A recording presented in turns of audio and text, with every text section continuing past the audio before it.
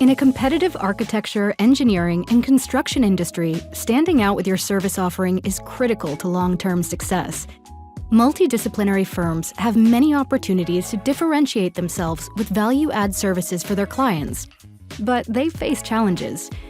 Building information modeling tools can help by better connecting teams, turning design data into valuable insights, and powering innovation. We spoke to 4 industry leaders at multidisciplinary firms to understand the trends and challenges they're facing and how they're using BIM to deliver more for their clients. Darick Brokaw is Director of Design Technology for Baker Berrios. He focuses on telling the client's story through technology. Technology sets Baker Berrios apart as one of the early adopters that want to harness the power of computational design, and doing so allows us to explore more designs and dive deeper into optimization of those designs. And firms that are not doing this are at a disadvantage due to the basic budgetary time and constraints that everybody felt doing those tasks manually. And now that we're harnessing those tools through BIM, we feel like we have a competitive advantage with that. Brian Skripak is Director of Virtual Design and Construction at Canon Design. He sees the value of BIM in the higher quality of work produced by a better connected team. One of the exciting opportunities about building information modeling for Canon Design as a multidisciplinary firm is really having the opportunity to connect our integrated services teams. So having collaborative project teams across our firm and all the different cities that we work in, we have an understanding of being able to define a workflow, define a process that's repetitive and consistent. And that's not only through the design and documentation process, but it also allows us to coordinate the work that we're providing and really have our deliverables be at a higher level of consistency and quality before they go out the door. And being able to stitch other, what may have been formerly disconnected service lines together. And I think that's a competitive differentiator for us. Dan Dreckel is Global BIM Leader at DLR Group. He talked to us about the delicate balancing act of innovating while also delivering projects efficiently. Our largest challenge that we face is tying it all back together. In a firm like ours, with such a diverse range of design disciplines and services that we offer, and then an even more diverse range of sectors and markets that we get into, you might imagine it ultimately equates to a very complex situation with many different needs. So with all the special skills and expertises around in a firm like ours, there's simply a challenge in harnessing all that talent while trying to provide the right solutions for every situation. I would say collaboration is essential in successful project delivery.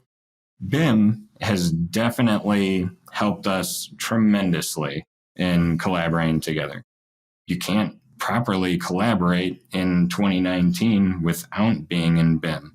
I don't necessarily see anything coming to replace BIM. Everyone's always asking, like, what happens after Revit? To me, it's not what happens after Revit. It's how does BIM continue to evolve? There could be a revolution that we can't foresee, but for now, it does seem like the more we interconnect data and information and the more we're learning about, the more we're just building this interconnected web and structure that we all rely on. Andrew Duncan is an Associate Director at Arup.